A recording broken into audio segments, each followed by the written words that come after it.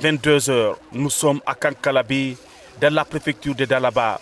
Dr Dansa Kourouma et sa délégation ont été accueillis avec enthousiasme par les populations de Kolladé au rythme des danses folkloriques et des sonorités traditionnelles du Fouta Djallon. Cette mobilisation festive témoigne de l'adhésion des habitants aux idéaux de développement portés par les autorités guinéennes sous la conduite du président de la République, le général Mamadi Doumbouya. Kankalabé réaffirme son adhésion indéfectible au Conseil national de la transition et au CNF. Nous croyons fermement en votre capacité de jeter les bases d'une Guinée prospère et unie.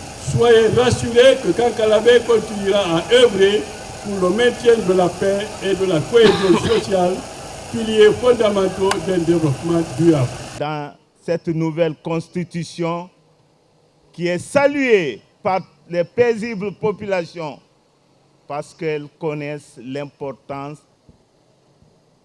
de ce que vous avez présenté.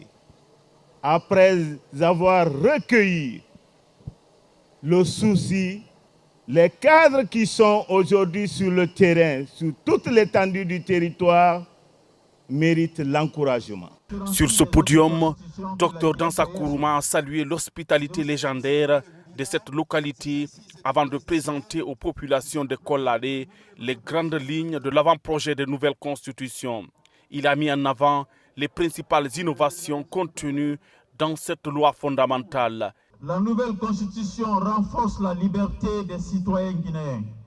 Et ce qu'on va vous expliquer ce soir, ce sont des choses qui n'ont jamais existé dans une constitution en Guinée, depuis l'indépendance. La constitution garantit à tous les Guinéens la couverture santé universelle.